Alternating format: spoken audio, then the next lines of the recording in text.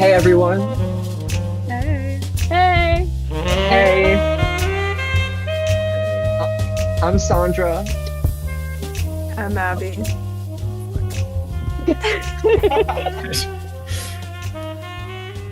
I'm Jennifer. This week we watched An Honest Liar, which was directed by Tyler Measom and Justin Weinstein in 2014, and it follows the life and career of a magician named James Randi, or the Amazing Randall. Perfect. Uh, yeah, really quick. I just thought of this right now. When you said what was the second director? Justin Weinstein. Did you guys watch SNL last week? There's this one. It was the last sketch of the night that was aired, and it was John Mulaney. He was pretending to be a guy who was running for New York State Congress, which this is a real person, and his name is Harvey Epstein. And it was like because it's a combination of Jeffrey Epstein and Harvey Weinstein. Yeah. And so like the names are put together, and when you said that, it just reminded me of the sketch because it was a really funny sketch, and he's wearing a bald cap, and it makes him look really bad, and it triggered that thought. So y'all needed to know. We needed to know. Perfect. Yes, you Thank did. Yeah. You're welcome. Thankfully, the Amazing Randy is neither Epstein nor Weinstein. Yeah. Jesus. Okay, segue. Jesus. So what did we think about generally, what did we think about the documentary? Like thoughts, feelings, etc., etc. For bringing feelings out into this. I felt enthralled watching this movie. I really thought that SCT words. go, Okay. yes, I said That was the a good one. ENTH word, yes.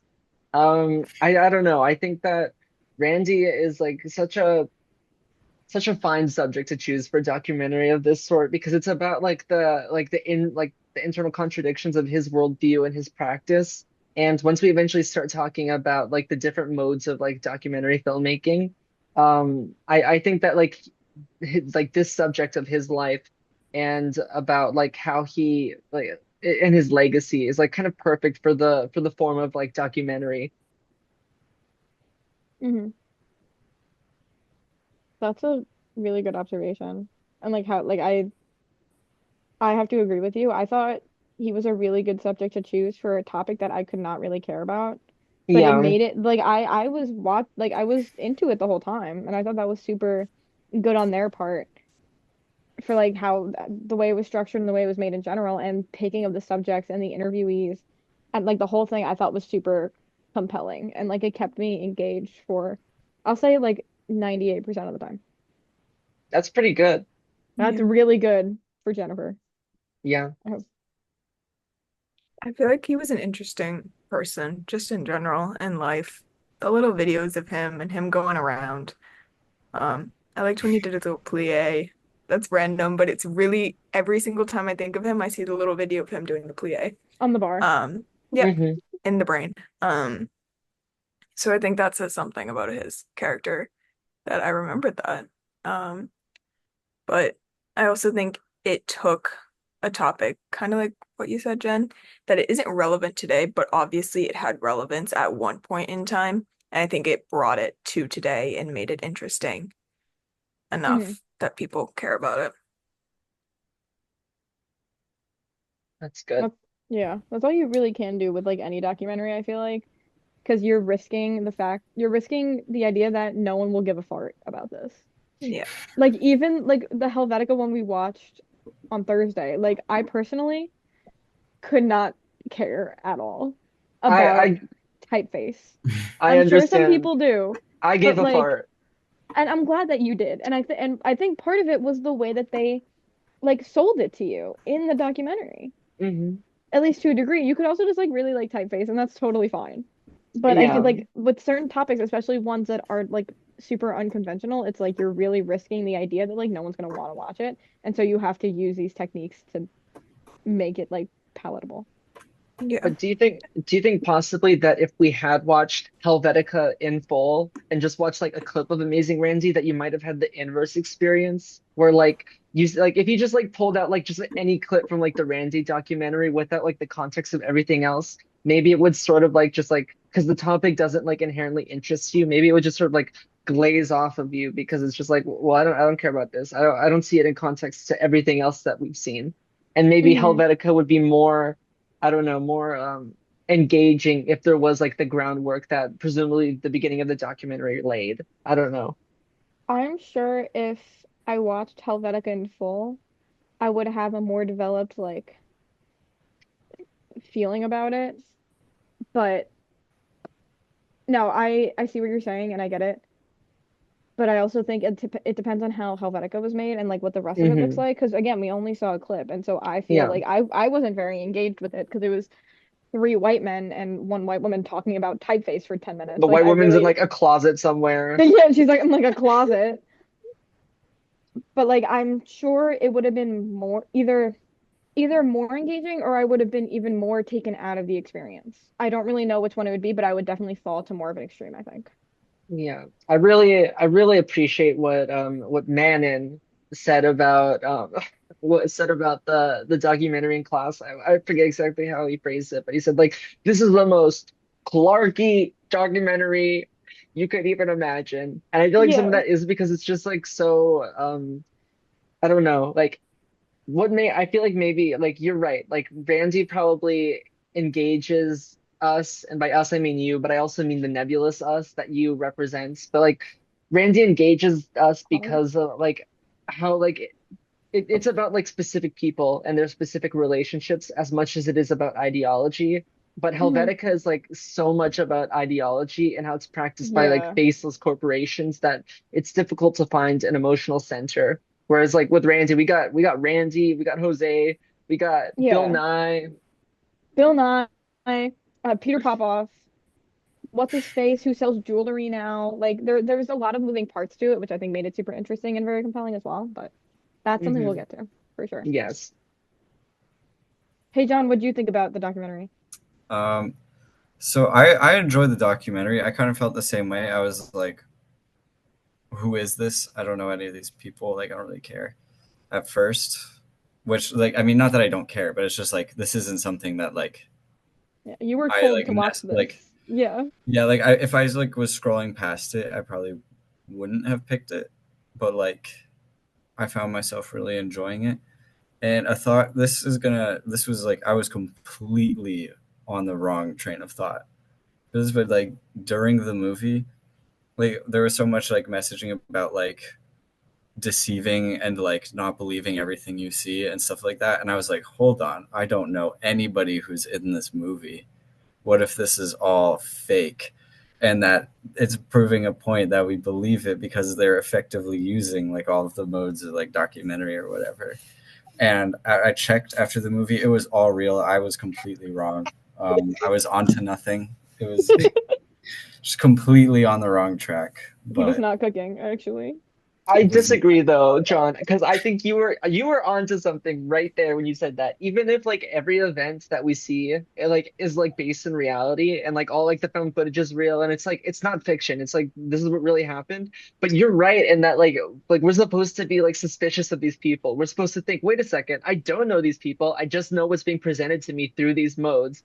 And I feel like that like because that's what like an honest liar is about, where it's like you're getting the truth but how is that truth being presented to you? How Yeah, is and it who's being telling it to manipulated or you? manufactured? And you're Hmm. supposed to be like have these moments, or like I think you're supposed to like you put it so eloquently, like in a way that I never would have like that was brilliant. But it's I like think, you don't know these people. hmm You really don't. It's like an oh my God, I don't know these people. I don't know what they're saying. I don't know what's like how to interpret this as truth. Can you even interpret it as truth? yeah. And I was like, how did there's no way like when they had like the tell the truth like game show thing, I was like, that's way too like there's no way that It's was like so a on the real nose, yeah. I No, Like was like literally. and I was like, they're trying to trick me into thinking it's real by having Adam Savage and Penn and Teller in this. But no, uh, real. nope. Turns out it's just a documentary and Hmm. it's a I normal think the documentary. directors just missed a really good opportunity to make a point. I truly think you're onto something. I think you're I really mean, onto something. maybe That's maybe I'll make that if it hasn't already been made. It probably has. You better make that. What's it called? Digital filmmaking, Screen Screen 107, Screen next 107, semester. Soren Mhm. Sorensen. Sorensen. You could do Hop on this. that right now. Of Somebody's course, been on the I'll course get card. on it. I'll start planning right now. Yeah, Coursera get just that opened script another tab. going. Hmm. Got it. But yeah, I think that definitely I'm very excited for when we talk about the voiceover found footage combo or Oh voiceover yeah. direct observation combo because there's a lot of stuff like you mentioned like the game show thing, which is like really on the nose. But there's also a lot of other stuff where it's like they're using like this found footage and direct observation to like really like cutely tie in with like ironically with what's being said in the interview, and it makes it feel like it's so like created, it's so like under the purview of like other people who are organizing the story that it feels like artifice. It feels like we're not like we're being given like such a narrativized version of events. hmm Hmm. You're right. Yeah. Facts. Facts. One thing I want to talk about really quick before we start going into like the modes and stuff. Can we talk about Jose Alvarez for We can one talk about second? Jose Alvarez for 1 second. Okay, just Yes. because like my one thing about it, like have whatever opinion you want on the entire situation. And I like this is a documentary about Amazing Randy, but it's also about like these magicians in general and their ability to like defy others and defy expectations and how like when is it taken too far and when does it become dangerous? Like there's more than just Randy, but even though Randy's the one telling the story, I think putting his whole like the whole Jose Alvarez story in there was like kind of a left field thing to do. Hmm. And I just like I don't like I thought it was super interesting and super compelling and it really added to the humanity of the whole thing, especially when we look at Randy. And like it almost made him like a hypocrite. Not really a hypocrite, but it's all But like sort I'm of, yeah. exposing people, I'm exposing people, I'm exposing people. I'm keeping the secret. My husband is keeping the secret, but he's in the right. And it's like, wait a minute. You're switching up on us. But like the addition of him in general, I like to the degree in which he's in it, I thought was super like left field thing to do. Hmm. And the nature of like through that, okay, I don't want to jump ahead of the horse because I got stuff to say about reenactment in this movie, which does exist. um but like this whole like Jose Alvarez story is kind of what like initiates that one moment towards the end where like the interviewer becomes part of the movie rather than just the interviewee, which is like I feel like standard documentary practice for like the question to be the question that the interviewer asks to be omitted. And you just like other than Vox Populi, which is like usually like you hear the question and then you just get the answers. But in like a general like documentary type interview, the interviewer asks a question that we do not hear. We only hear the answer and infer the question through the answer. But then there's this moment where the interviewer is talking to like having a conversation with Randy, and like kind of like doubling down on this like idea of like Jose Alvarez like having like a fake identity and basically like forcing or like trapping or like getting Randy to admit against his will that like he knew what was going on, he knew what he was doing, and like he knew about the situation. And he but then like he's like begging like this can't go in the documentary, this really can't go in the documentary. And then we hear like the interviewer say I promise, and then that like and then hmm the scene ends, and then like that's like also like sort of like reflexively like implicating the documentarian's role in like this in honesty, like the documentarian as the subject of an honest liar, hmm who like has this responsibility between sharing the story but like maybe forcibly sharing it in that way, like being dishonest in giving the truth. Yeah, and that goes Yeah. back to who, like, the whole purpose of like an honest liar. You're telling the truth, but who are you hearing it from? Hmm. And like, what are the circumstances in which you're hearing it? And I think those all play a role. And when the interviewers are introduced as like people who have weight in this story near the end, it shows it's like this is everybody. Like, it's not just these people that we're looking at that are like deceivers, but they're also being honest about their deceiving. Like, it's super like And it's like Uh, what I don't happens to know the what I'm truth looking for. itself when you're like telling it in like a deceitful way? If you're telling it in such a coercive way, does the part of the truth that makes it truthful in our eyes kind of disappear? Like do we lose some of the context that makes it important Hmm. to like fully understand the situation if we just get like the grit like the detail, like the main like the central detail of the truth stripped Right. of context because the context is like necessarily eroded by the deception. So are we even getting the truth anymore? Or Yeah. is it lost in translation? Is it lost through the mediation of documentarian style? I think that part of where the interviewer is directly talking to Randy, I think that part of the film made me suddenly realize that I was watching, Yeah, in class with the other films, they've talked about that movie where you're like, oh, I'm watching a movie. The And that French moment, wave. yeah, that moment made me realize, oh, I'm watching a documentary that is edited. Like, this is not the complete truth. And just by it being a documentary, I think it's often taken as face value. But understanding that, like, little clip being put into it, being like, oh, this is something that's edited and curated in a way that whoever wants what they want is being portrayed. Do you know what I mean? And Right. that little clip was suddenly like, oh, like there's a whole conversation that goes on before these interviews occur, before these scenes are selected, before everything's selected to be put in there. That's what hmm I mean. yeah. Any I'm other gonna notes ask. before? Oh, Yeah, no, yep. so perfect. I'm gonna ask a question that makes no sense, Bring it but on. like we're talking about how the documentarian style like kind of erodes truth or like it narrativizes truth and kind of like possibly like compromises or corrupts the actuality of events. But I'm wondering if maybe it's possible that in some ways it becomes the truth and the actual truth that existed before like the camera was involved doesn't exist anymore and is in fact now not true. Like it's like because of the documentary, because of like people like change their truth in like response to it. I I don't I know. I get what you say like it mean. makes no I yeah. think it's like when you tell, I think you talked about this too, but when you're like growing up and you tell this story over and over again, and when somebody broadcasts a story that has maybe just a tiny bit of a different detail, you're if you hear that over again, I feel like you're gonna immediately change yours so that way yours has the little detail. If not, Yeah. like immediately consciously, subconsciously. And Yeah. so I think in highlighting that huge thing, I don't think it negates the truth of the original story, Ooh, but I that's think it good. can alter the perception, or not perception, but I think it can subconsciously alter the way you look at the original story. hmm mhm. I like that. Maybe we can keep thinking about it a little bit, even if we don't address it again, but think about it as we start to discuss these modes. Yes. Are we ready to hop into that or I think we're ready. Yeah. okay, let's rock. So we were gonna talk about interviews first? Yes? Okay. Mhm. Let me move up in my chair.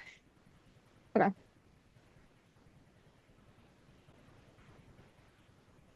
Oh my goodness, Girl, Jenn, I you're think you can't. gone. muted yourself. I think your AirPods are dead. Your AirPods Oh, are that doing might something be it. funky.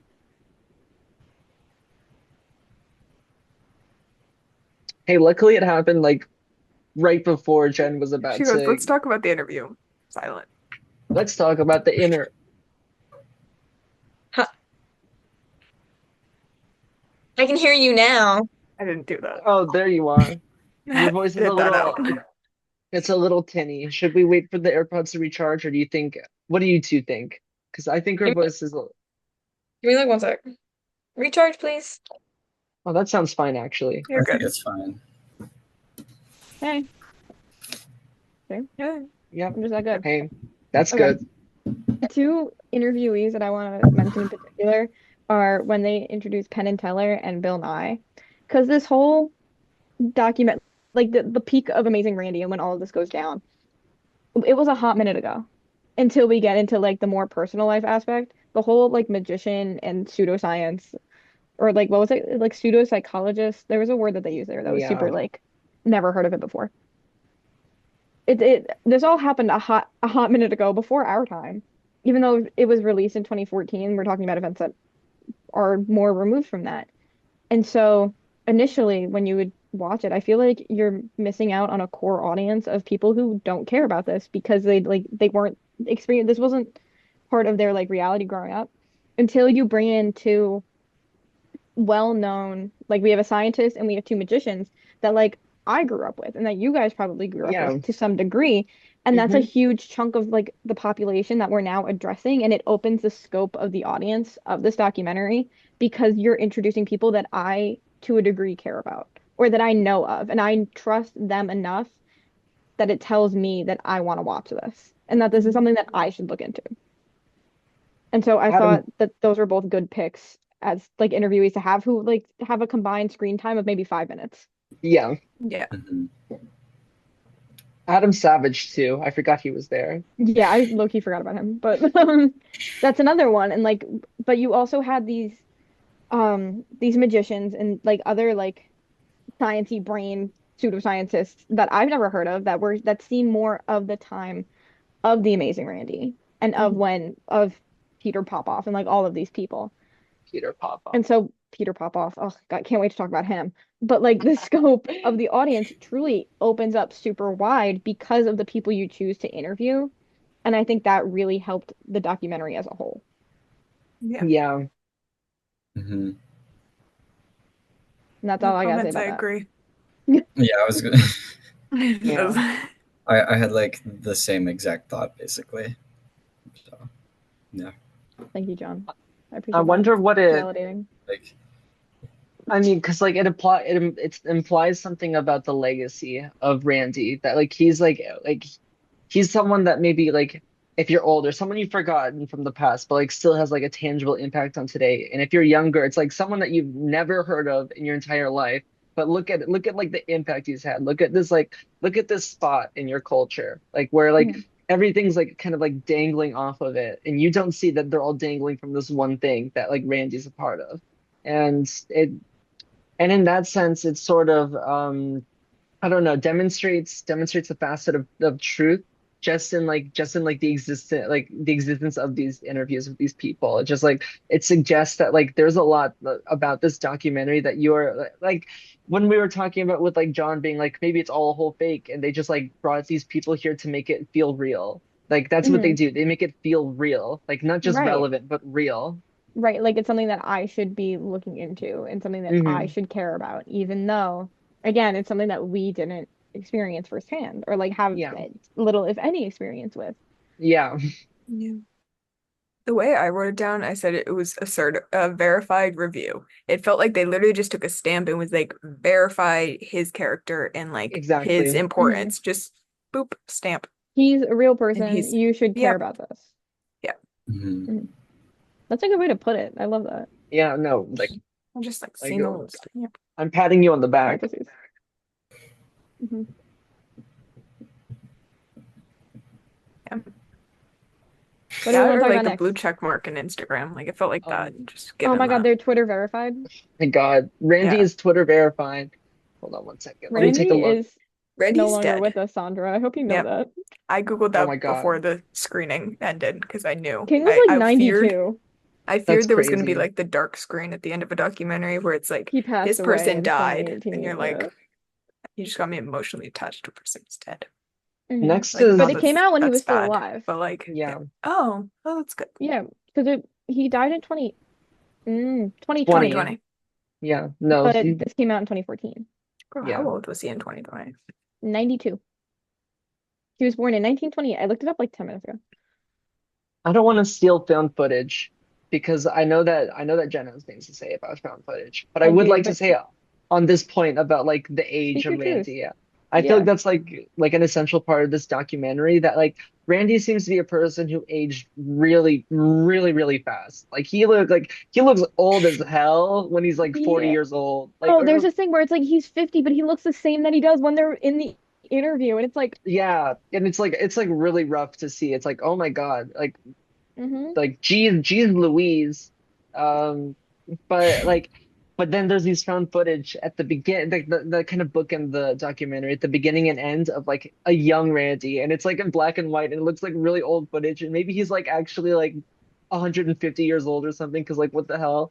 But like we see this footage of him like at the very end of the documentary as like a young man doing his magic trick with the straight jacket, and he looks so I don't know, he looks so like pure and like He's vital and bright-eyed, like bushy-tailed, and ready to take on the world. no, really, And that's what he we just looks watched like. this whole But then we watch documentary this about. whole thing where like his like life's mission has become to like expose other people. And while I feel like it's gratifying in some ways that experience, but like I feel like it also kind of like maybe might have like destroyed his original passion for like just doing like these like cool tricks. Like because he became so obsessed with exposing other people that he lost like that which made him like vitally joyful. That what was essential to his joy. And I have a really quick thing to like hop onto that, and then we can move on to our next like Yeah, mode. sure. There's this clip at the end, or it's near the end. It was on it when they were celebrating his birthday, and it's just him, and it's him at the table, and there's this kid like sitting next to him. I have no clue whose kid this is, but it's just him like doing a little card trick and like fiddling with it. And I feel like I don't know what it was about it, but it made me so sad. Because it's just him doing the thing where you don't see the card and then you see the card and then he flips it Yeah. back and then he flips it back and forth and back and forth. And like there's a little thing written on it to show that this is a real card that you gave him and not like some fake card. And it's just like while he was doing that, that probably reminded him of like the fun that he used to have doing this whole like I'm just a guy, I'm a kid who at 17 joined the circus because I like magic or I like to Yeah. perform.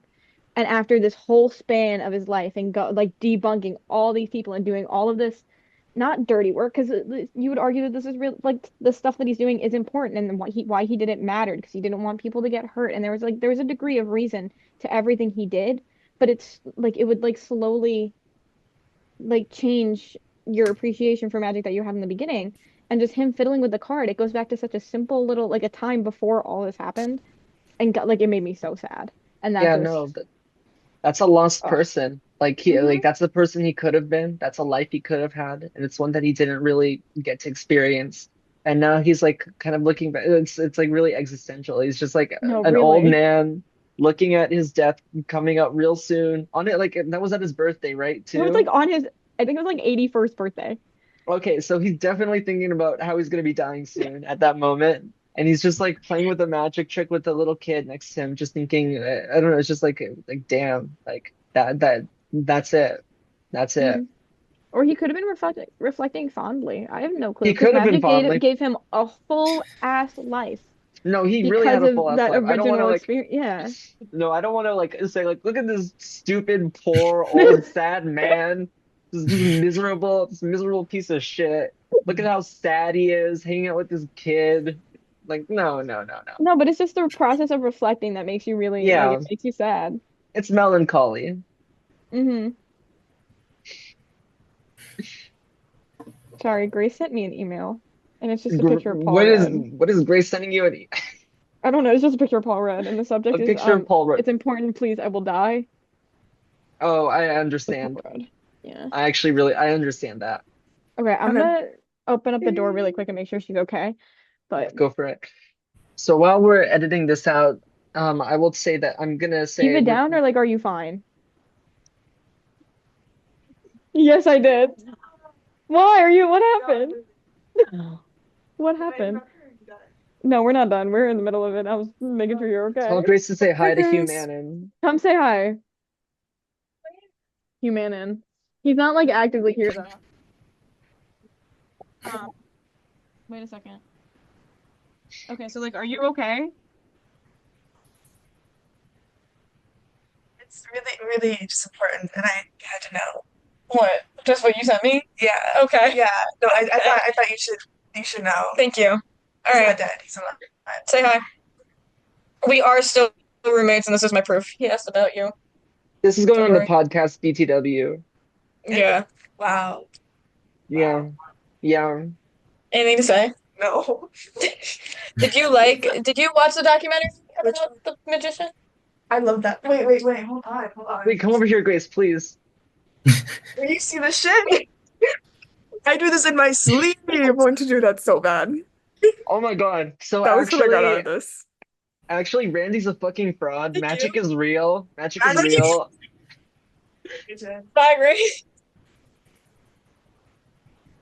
Okay, hold Oh, on. I gotta connect the AirPod again, and then we should really like go. get this We show on need the to move road. Okay, this. next is direct observation. Oh, beautiful, because I was talking about the scene Jen was talking about. Hmm. Okay. Ready? Wait. Oh, okay. For direct observation, I think there was a lot of clips in this film that used direct observation to speak to Randy's character. I think in particular, the ones that showed him traveling and speaking at all these lectures or went with him as he was interacting with fans, I think to me demonstrated his impact, his importance in a different way that it wasn't a news clip that showed his importance how many years ago. It was a video that showed his importance in the current age. Mm, And I think it just also showed his dedication. Like he changed this from a dedication to magic, like we've talked about before, to like a current day dedication where he is 80 something and he is still flying all around the country, talking at these lectures, interacting with fans, and fans know who he is. And there's something about that that I was like, oh, I have no clue who he is, but these are like other 20-year-olds that seemingly looks like a college lecturer, like a college guest, and they know who he is. And like that verifies it once more. But also I think a lot of the scenes, like there was a scene in the garden and the birthday party that I would classify both as direct observation that I think demonstrated his character and his relationship with Jose Alvarez and his mm, family. And it kind of just, to me, it cut between, hey, this is amazing Randy in news clips and to the world, and cut that with scenes that were direct observation that showed his personality and was like, oh, this is who he is when he's, what was his name? James? mhm. Jimmy? Which Jimmy? which one? James. Oops. James. What's his real name? Mm, I Who was are you going on talking so far. about? James. it is James James, right? Randy. Yeah. Oh, Oh. my God. Sorry. It cuts between the amazing Randy in like historic and news articles and everything, and then the direct Hmm. observation, I feel like kind of ties in, hey, this is James Randy, the person behind the amazing Randall. And like this is his family, and this is what he does on a day-to-day basis, and this is his relationships. And it just kind of brings more humanity to the person he is. That's The my humanity. Uh, I'm so sorry. I'm so sorry. I did that humanity. first. I told you that joke Well, in the it's been middle there of longer than class. we've been here. In the middle of class, he said humanity, and I leaned over and I said humanity. Yeah. I have never had an original thought. Mm, all me. No, No. I think I Okay. might have missed that one. I think, yeah, I don't think you were there yet. Oh my God, that's actually really fucking awful. I need to change my morning schedule so bad. Everything like post fall break has been like it's been really bad. Anyway, Bad week. Let's talk about graphics. let's talk about graphics, I, John. I could mention some graphics. Yeah. So I remember there's like, yeah, there's multiple parts where they pull up graphics, like when they're giving Jose's backstory from like Venezuela, they show pictures of him, like growing up, him as like a teenager living in Venezuela, like pictures of him with his Mm, art, Mhm. stuff like that. Just kind of humanizes him, gives his backstory because that's like what they're talking about. And another one we had mentioned earlier is like they would show like posters of like, I don't know, the magic things. Like I think they had a graphic that was just a poster for like Carlos when Jose was doing Carlos. the Carlos thing, Yeah. and there was like the Harry Houdini one, I Hmm. believe, when they're Yeah, talking there's about. They had a whole like little segment about Harry Houdini. yeah, And there's a moment. Yeah, yeah, there was a moment where they have like a little Harry Houdini text scroll. So like they do a text scroll this way, a horizontal, where it's a newspaper clipping of just like a Harry Houdini like does a stunt. And it's like, whoa.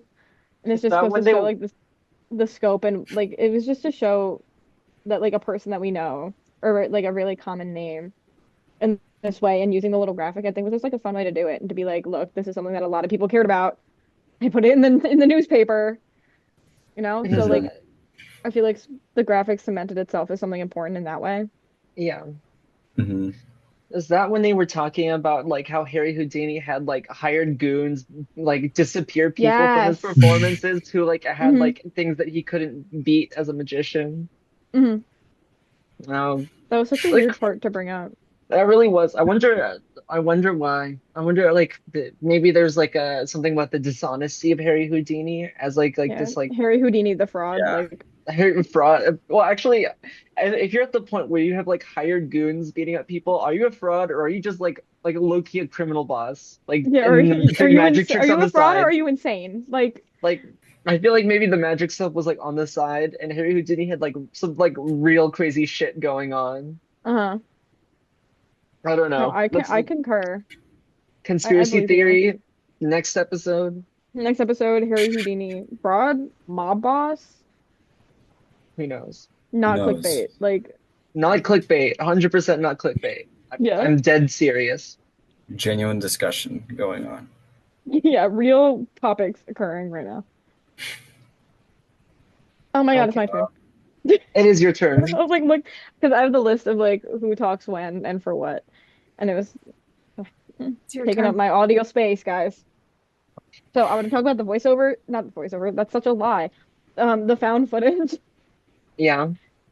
I thought so found footage is used quite frequently in this documentary, right? Like it's a lot of clips of like the Johnny Carson show or some other like talk show, or it's clips of him like doing a stunt. Or those are like the big ones. Or the ones with Peter Popoff, which I'm gonna talk about him for Oh a my hot God. second. He I was got Please. opinions. crazy, crazy man. I got a Doing lot of something really opinions. dangerous.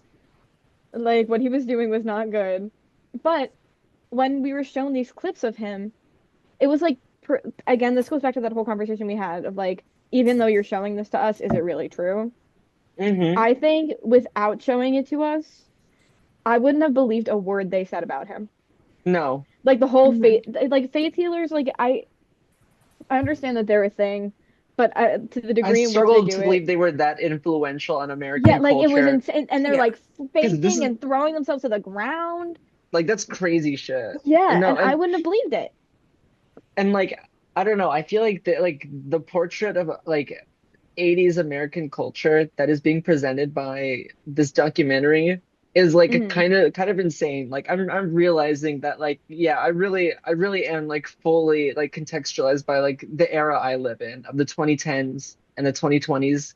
Right. Because like watching like I don't know, maybe it's like there's like a like really heavy leaning into it, but like it still does really look like that. Like people like believing in psychic shit and faith healing was like an essential part of American culture. Like it isn't as much today. Hmm. Because like it's just like all the talk show hosts, they're like, and then there's scientists who are doing like experiments on like, is this real? And it's like, oh shit, was this the burning question of American culture? If like Right. if we could do magic shit, I don't know. It's like it's almost hard to comprehend. Hmm. Yeah. 100%. Because And Vox Populi. oh, I remember an example of Vox Populi. Should we get to it later or should we talk about it now? I mean, you can go for it now. I was just going to talk about like how the things work together, but you do that, and then I'll circle back. Okay, really quickly, but like there's that part. Well, it's actually kind of found footage.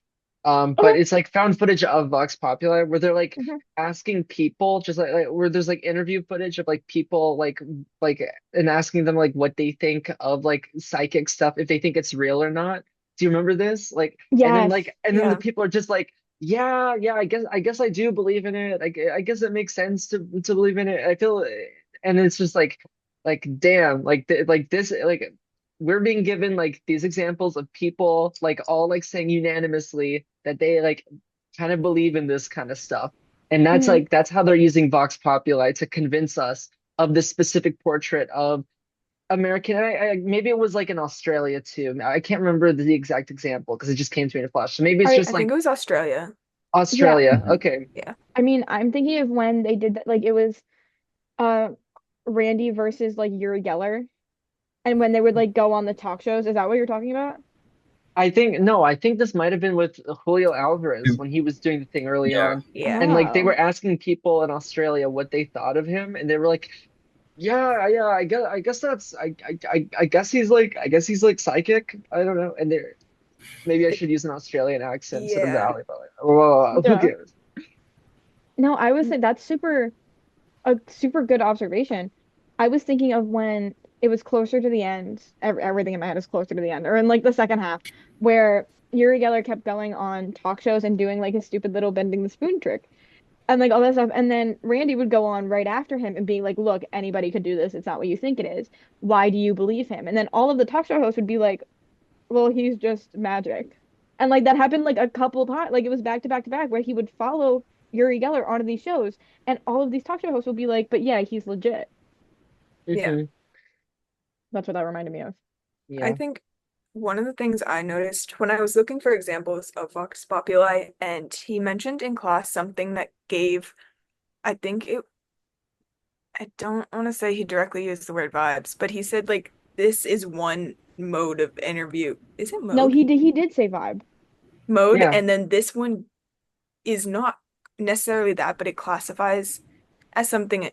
It classifies as one thing, but it gives the vibe of another thing. That's what I Mm. meant to say. Yes. But I think the initial opening interviews to me, they were 100% interviews. But simultaneously, I think they gave the vibe of Fox Populi in such a broad way that they each person was clipped giving their opinion on the amazing Randy, and it was put together. And in Mm. my definition of what I have, that's kind of what Fox Populi is, except there was no direct question being asked that we could tell. But when you kind of just looked at the answers, you could derive a question that was asked to every single person. Mhm. That was Yeah. backwards, but I think it just gives the vibe of Fox Populi, and that's the one example I had of it. Okay. That's good too. That was Yeah. really good. Yeah. How about we keep going through the list and then I'll do my Mhm. little 2 cents at the end because then we can talk Okay. about like other examples of where they like work together. Mhm. Sounds good. So Is that me? you're up, Queen. And we're talking about reenactment? Yes, ma'am. All right, reenactment. It's something that when we were talking earlier, when I was talking with Abby and Jen a bit, or I don't know, people were under the assumption that reenactment was not used in this documentary. And that is a fair assumption to make because the example of reenactment is so subtle that I would not have remembered it if I hadn't noticed it in the moment and like in my pitch black and a notebook notes, words on top of words, if I had not made sure to like write it over and over again and like scribble around it so that I would remember to find it, I would know how to find it on that page. I, anyway, reenactment in the movie. So there's this and I'm going to talk about other elements too that lead up to it. But when you're watching this documentary and you're seeing like a lot of the interviews with like present day Randy, there's like title cards that pass time, which is really bizarre because it seems like like this documentary is about things that happened in the past. Why do we care that time is passing? Why does that even matter? Why, like what is the documentary like doing with his life that like we have to understand that like time is passing as these stories are being told to us.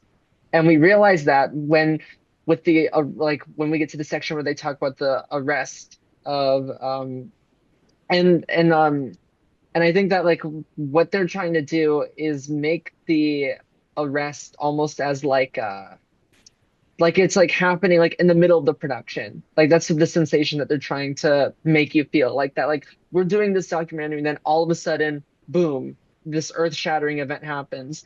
And Mhm. and the reenactment section happens like when Randy's talking about the arrest, and he's like he says something like, "Oh yeah, it was early in the morning, and like I heard someone in the like outside the house. I opened the curtains, and we see like just like a lot of footage of like Randy doing the things that he's talking about in voiceover, as if like the camera's recording like the actual like interior of the house during the arrest." Yeah. I think it's a really good example that I definitely did not notice at all. Yeah. Yeah, But same. once you pointed out, Yeah. Hmm. I like the way that you set up for that whole explanation because like originally while watching it, time doesn't really play a factor in the No. story that they're telling until they want it to. And so Hmm. setting up for it that whole time makes it seem like this wasn't like it was planned, but it wasn't. Yeah. It's like Hmm. it was planned to make you feel like it wasn't planned, but it Exactly. makes you feel like it intentionally makes you feel like it was planned so that you feel like it wasn't planned. Hmm. mhm, Beautiful. Mm, But that's like the only example of reenactment in this whole like I I'm think not so. I would, yeah. because there's nothing because of the sheer amount of like found footage in this documentary because I feel like there's like as someone who doesn't consume documentaries regularly I feel like there's a lot of like pre-taped found footage going on Yeah. and Yeah. so like the need for reenactment is really like it lessens with each like here's another Johnny Carson interview and like this and that and the other thing like that you don't really need it to be there because you feel like you've seen enough. Well, I also think the way that it's not a documentary about something that happened recently, which I think also is a reason why there is so much obviously pre-recorded stuff, but it isn't, there's no reenactment because it'd be hard to Yeah. reenact things that happened when he was younger, or like he's not going to do the same tricks where he gets himself out of a straitjacket at the age Yeah. of 80. Yeah. Like King's like it's 90. easier He's to not doing show a that. clip Hmm. than like have him do it. That seems like a really bad idea. Yeah. Yeah. The need and capability overall is like not there. Hmm. Hmm. All right, home stretch. Last one. Home stretch. All right, Voiceover. let's. Yeah. Hmm. Sorry. Let's I could I could talk about voiceover. Perfect. Yeah. Take it away. Um, so voiceover is used a lot in this movie. A lot. Um, Hmm. a lot. I think kind of because it's a lot of found footage, like, and that there isn't much like reenactment to show, or like since it's found footage, it's not like exactly directly telling what they're trying to say. So they use voiceover over the footage, which is related, and like you see what it is, but the voiceover is just kind of there. The voiceover is what's telling you the actual story. Like that's what like the movie wouldn't really work without the voiceover because that's just like obviously the people themselves talking about their real experiences, which is kind of like I don't know. That's kind of as effective as you can get. I don't know, Hmm. like just Yeah. them directly talking to you. And I think like he mentioned in class the other day, like the whole voice of God thing, and like how you automatically trust it. Hmm. And so that's just an easy way. Like you just hear Randy talking, you're just like, oh, this is Randy just telling it straight. Like I don't know. Telling it like it is. Yeah, it Yeah. gives it an almost like behind the scenes feel. Like you see what audiences at the time saw, like on based on whatever footage it is. But then you have somebody telling you like what was actually happening, if it even differed from what you saw. And it feels like you're being let in on something, you know? Hmm. Hmm. Yeah. And they use this pattern a couple times, like actually quite frequently in the documentary, I feel like. It's uh they show some footage from like Peter Popoff, Peter Popoff, like doing some faith healer shit. And then now there's this voiceover going on while he's doing his little faith healer of Randy talking about like the frequency of them finding the frequencies. And then you go into like they do like the J cut or the L cut, one of the cuts where it's like you hear the voice, but you don't see the voice. But then you see where the sound came from. And then it's the interview going on of what they were talking about. And then it goes back to it transitions back to the rest of the footage and then the voiceover again. Like they use this pattern of like footage, voiceover, interview, footage. And this happens, I want to say relatively frequently Hmm. in this documentary. And because it worked. And like every time they did it, I was eating that shit up.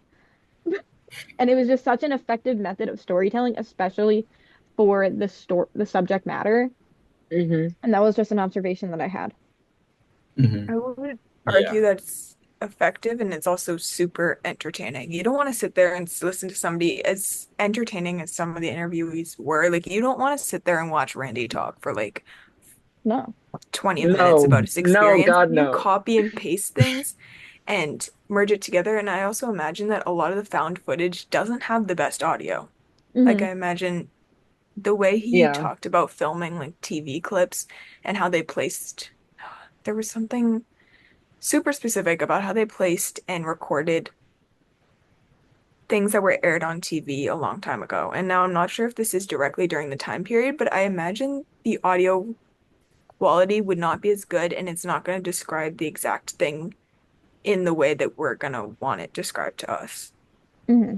Mhm. And so I think Yeah. in combination, using both, it's just easier to absorb the information and it makes it more interesting. You're not like Hmm.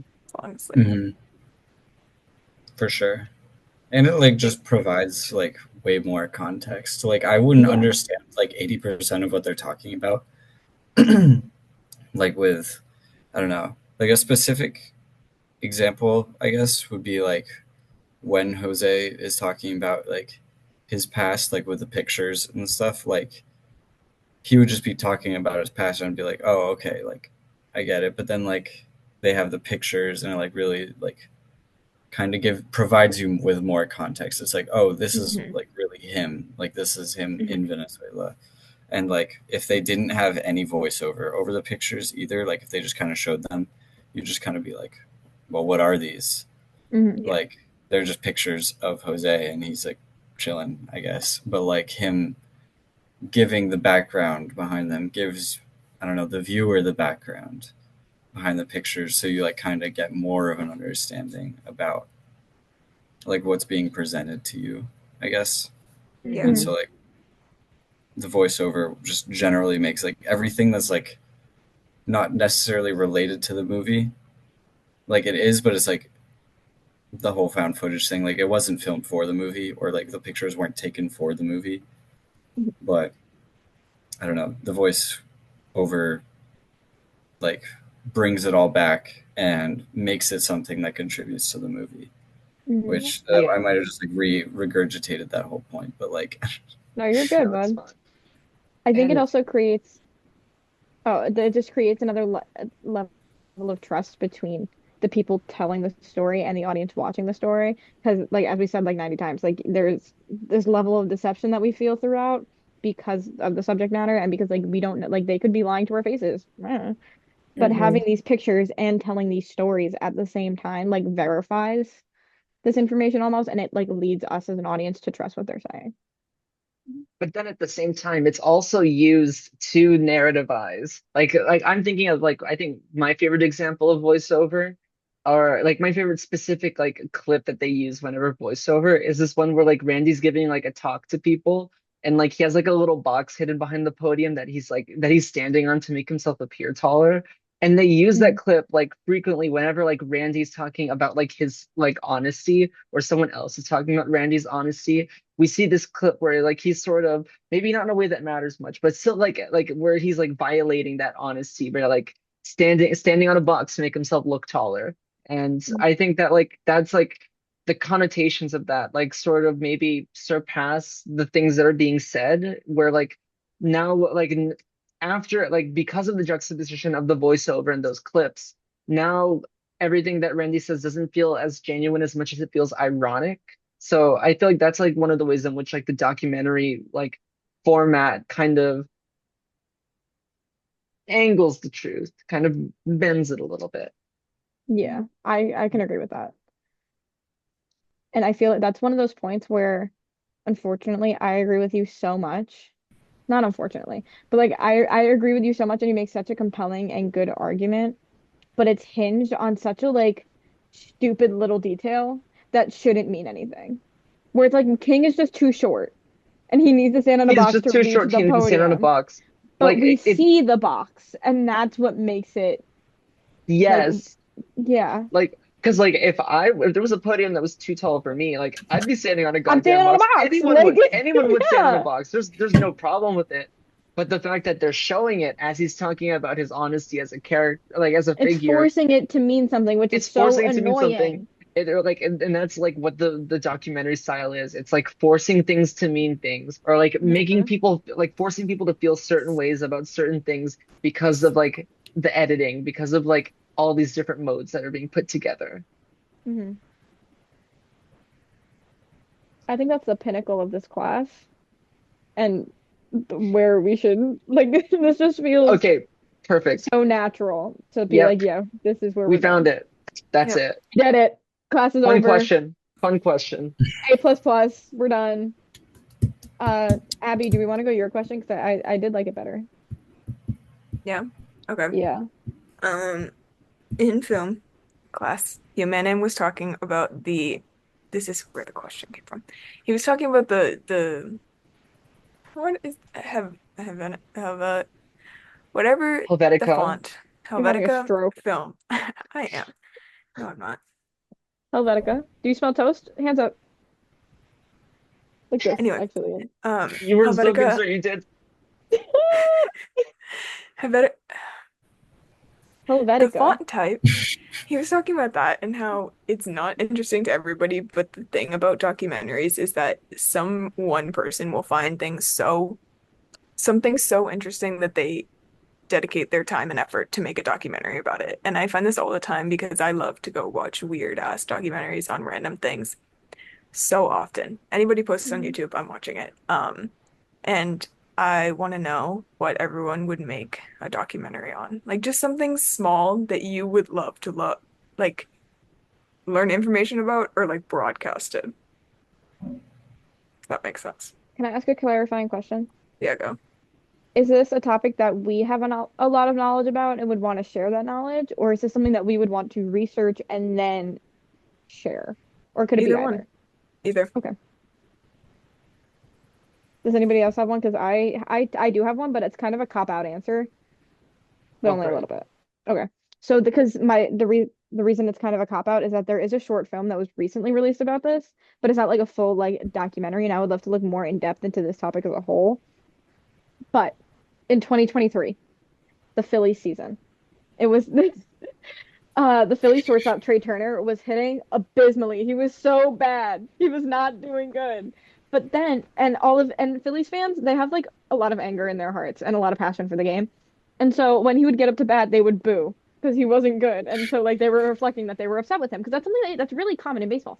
But one of the player or well, not one of the players, one of the fans organized this huge like instead of booing him, we're gonna clap for him when he gets up. We're gonna hype him up a lot. Like we're all gonna the stadium erupted that what this during this one at bat in like September.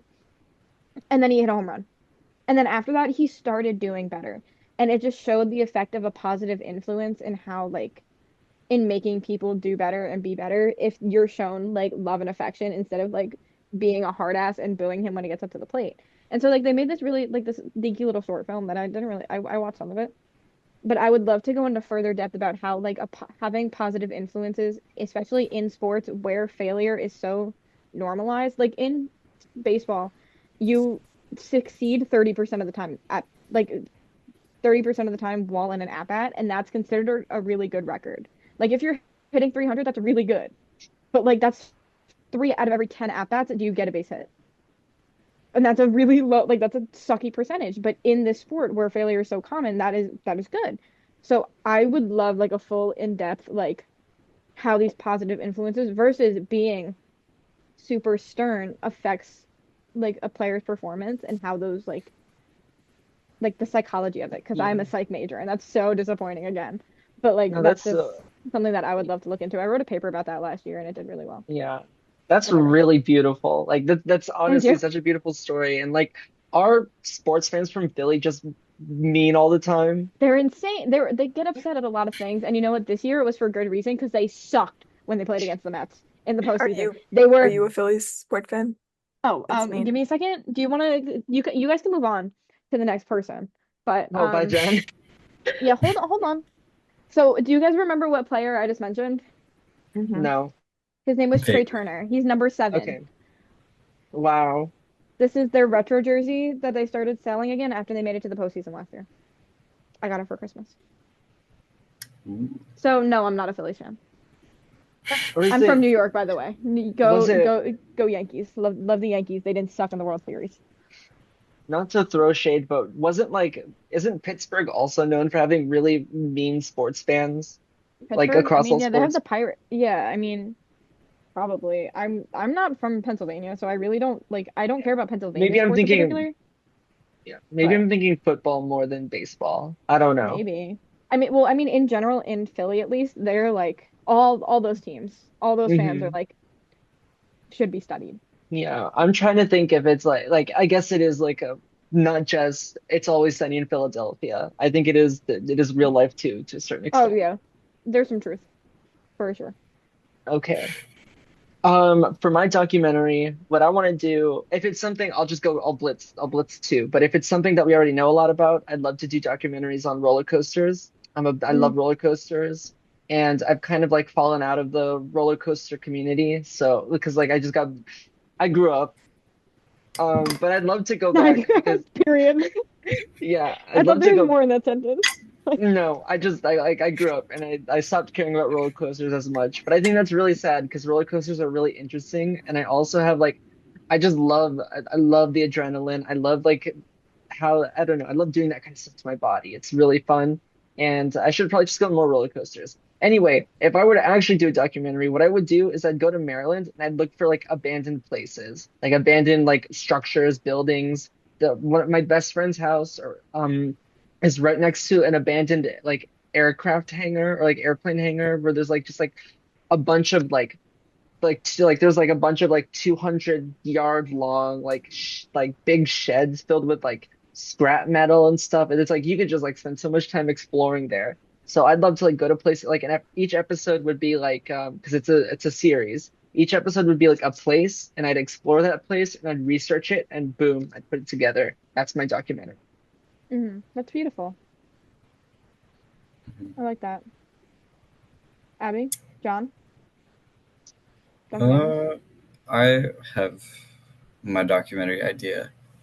Um, but this one also I think actually has it doesn't have like a full one, but like there's like a YouTube video that's kind of is allegedly a documentary. I haven't watched it, so it doesn't count.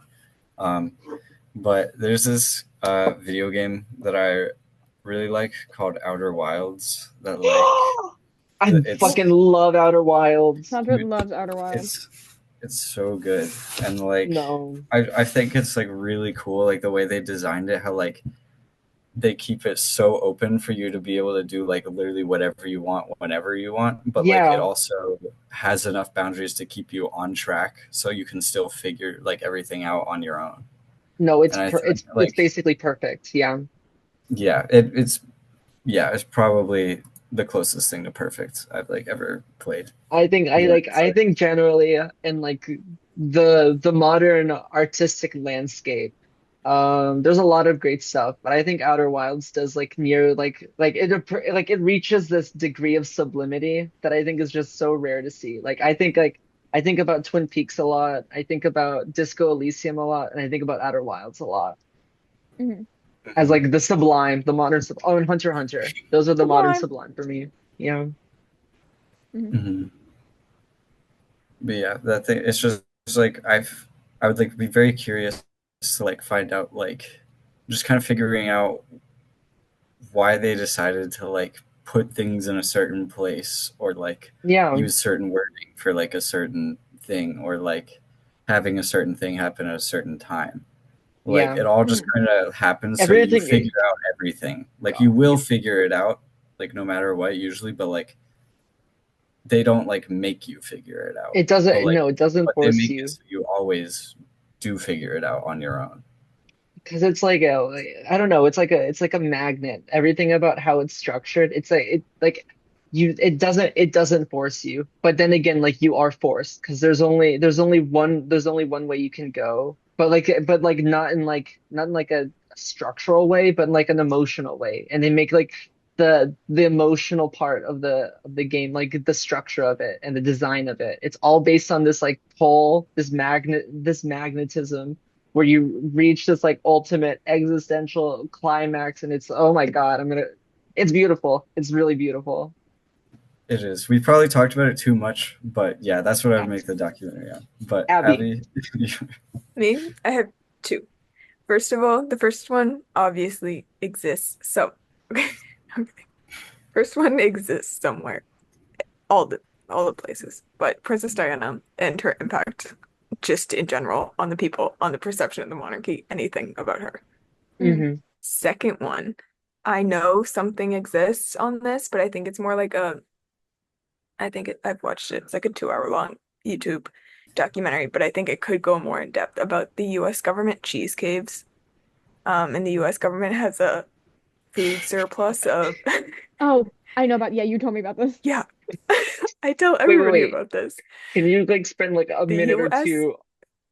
yeah, don't worry, I have the exact statistics pulled up. The US government currently stores 1.4 billion pounds of cheese underground in a cave in Missouri because they promoted milk production to help farmers, and then they had a surplus of milk because nobody was drinking milk. So then they started promoting like everybody drink milk, and that's where like the Got Milk campaign started. But then people Oh my didn't drink God. milk as much, so then they had to convert it into cheese, and they own 1.4 billion pounds of cheese.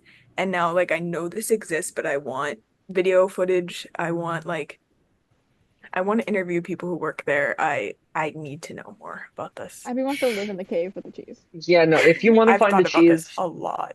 I I actually almost know made a what road you can trip. do. You can go, if you want to find the cheese caves. I know you said it's in Missouri, but it's not. You go to Santa Cruz, California. You got to find like a shack on a beach. There's going to be a door in the shack on the beach after a hall of mirrors. You go downstairs, go down the escalator.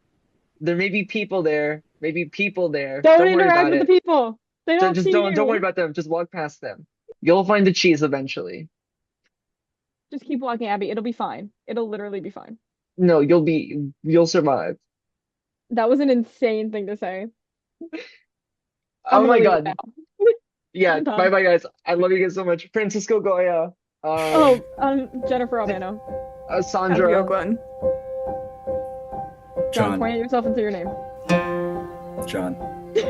David Bowie somewhere over there. Yeah, he's back there. Yeah, okay, bye. Alright. Good night. Love you. Bye. Love you all. Bye. Oh wait, I need to